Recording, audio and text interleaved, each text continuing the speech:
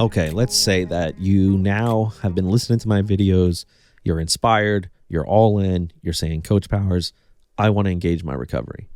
Great. I think that's a wise idea. Now you're saying, where do I begin? And to that, I would say, go slow. We're going to go slow. Now, if you're really familiar with my program and the things I talk about, you're going to know the concepts or the terms lulling and pushing. We lull down our hypervigilant, hyper-aroused nervous system, and we push back against the debilitating symptoms. Lulling and pushing, yin and yang, feminine and masculine, right? But we got to go slow at first. And I say, in fact, at the beginning, for the first 30 or 60 days, just lull. You don't have to exercise. You don't have to do exposure. There's nothing tough or challenging or scary about it. And if you're finding yourself feeling those things, then I would suggest you back up. It's operation lull down the limbic system. That's like stage one, right? Operation lull down the limbic system. And again, if you've been listening to my other videos where I talk about relaxation techniques and why they backfire, or how to engage your recovery but not force it, all of these things are going to go into the teaching. And I don't want to keep reiterating all of this on every video, assuming that somebody didn't go back and listen to these things, because then these videos become enormous and redundant for many.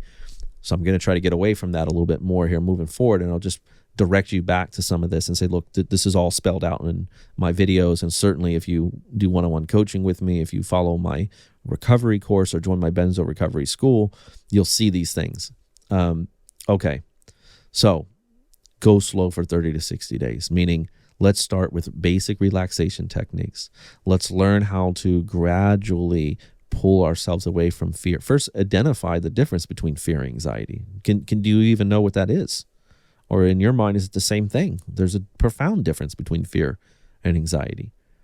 And, turning off the amygdala, so to speak, breaking that loop of suffering, it is not something like a light switch that gets flipped. It happens very slowly and through a lot of practice. It's a gradual process. It's turning a corner, a 90-degree angle, 2 miles per hour, not 200. So, there's going to be skill sets. There's going to be techniques. There's going to be refinement. There's going to be practices and exercises that you're going to engage in every day for the first 30 to 60 days.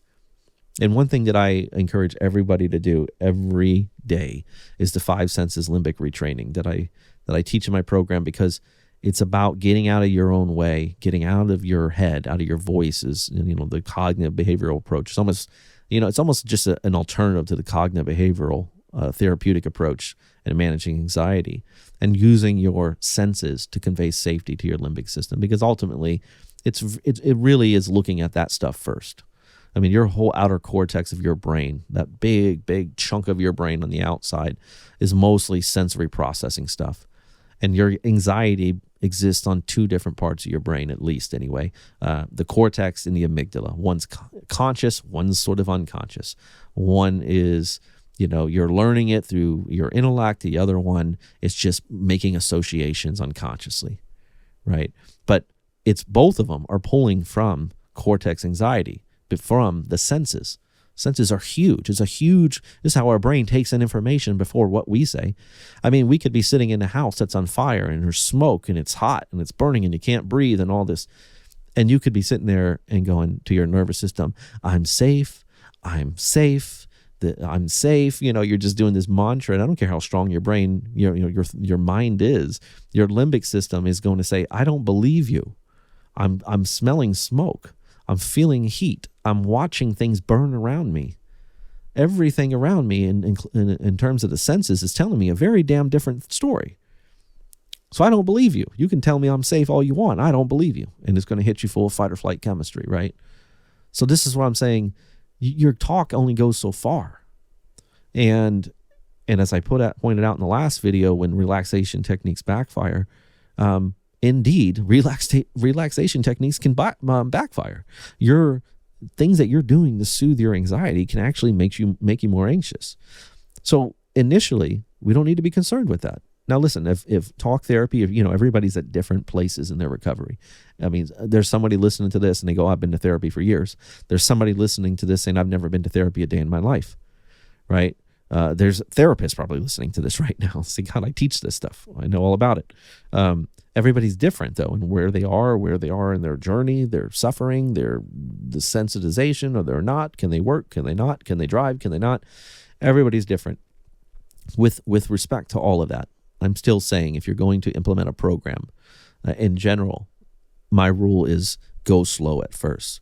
Focus on lulling, focus on skill set building, focus on separating fear from anxiety, focus on using the 5 senses to convey safety to the limbic system, focus on decluttering or de-stressing your environment, slowly getting your diet back on track,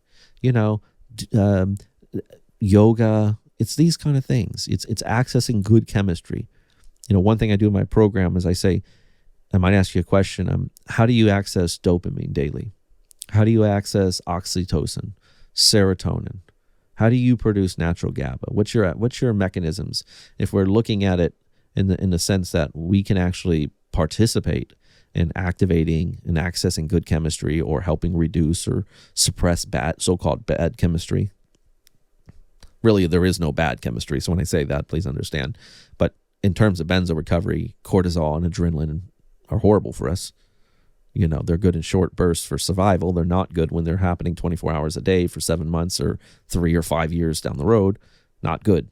We got to be humble. If you spend 30 minutes in the sunlight, that's great. That shouldn't be a task. You shouldn't force it. You shouldn't feel stressed out about doing any of this stuff. I mean, it's Operation Lull the limbic system. It's Operation De-stress for the first 30 or 60 days. And there's a lot more I want to say here, but I don't want to again reiterate a bunch of recovery techniques and things like that. I mean, if you're interested in that, come and see me. But I wanted to at least lay the foundation, because one thing I do see is a lot of people will go too fast and immediately things will come off. They'll kind of come off the rails and they'll go, Coach, what happened? I was doing this and this and this and this. It's like you did too much too soon. And by the way, go slow for the first 30 or 60 days. I would say go slow for the last 30 or 60 days, right? This is important as you jump off your last dose. Don't just think you're going to rush back to life and do everything at 100 miles an hour. No. Be very humble again. Give it time. Go slow. Hey everyone, I'm Coach Powers and I'm excited to announce the launch of my new online Benzo Recovery School. The school launched with Module 1 and will have a total of 4 modules, each module with a dozen or more video lessons. Here are some contents in Module 1. This creates the basis for my recovery program. If you know anything about my approach to benzo recovery, you know I'm a bit different than other benzo coaches in that I do not subscribe to the lay and pray model of recovery. Instead, I believe benzo injury is a kind of neurological injury that requires neurological rehabilitation. This neurological rehabilitation encompasses learning how to access our good chemistry while also reducing the so-called bad chemistry, cortisol and adrenaline, and also learning how to lull down our hypervigilant limbic system. This includes learning techniques in CBT, DBT, mindfulness therapy, and neuroplasticity building. Now, I've studied clinical psychology for the last 15 years of my life, and my benzo recovery program encompasses the same things that I use to make my own recovery after a 10-year, 40 milligram Valium dependence. My recovery program observes 4 stages of recovery with 3 tiers of development. In fact, my stages are all focused on development. This makes them different than the 3 obvious stages of recovery, which include the pre-taper, the taper, and post-taper. Instead, my stages serve as a kind of developmental roadmap, with each stage serving as a bridge to the following stage. These 4 stages include Stage 1, restoring hope, Stage 2, the new beginning, Stage 3, the montage, and Stage 4, coming home. Perhaps most importantly, each stage has 3 key learning goals and also 3 key roadblocks. These stages revealed themselves to me after years of working with literally thousands of people from all around the world. After enough experience, you begin to see patterns and trends, and you see where people triumph and what roadblocks can prevent them from moving forward. Now remember, just because you may have come off your benzo doesn't mean you automatically reach Stage 4, the final stage. Again, these are developmental stages, which is why someone can come off of their benzo and still be stuck in their recovery. In fact, it's entirely possible to come off of your benzo and be stuck in stage 1. Here are some other features the online Benzo Recovery School offers. Aside from being a school, it's also a positive focused support group. And believe me when I tell you, my students are a different breed of benzo warriors. They are wise, they are driven, and they understand the mission. I, Coach Powers, will also be doing live video Q&A weekly in the community, talking, teaching, and answering questions from all of you. There will be downloadable resources such as a rumination and exposure therapy log, templates for checklists, and much more. Additionally, there will be new benzo sleep affirmation videos exclusive for the school, as well as new and early original content. There will be a regular benzo blog, benzo-related news, and even a private early screening for my benzo recovery feature film, Lake of Fire. All of this and only for a special introductory rate of $30 monthly while time lasts. So come join the positive community and let's work together on facilitating our recovery. See you there.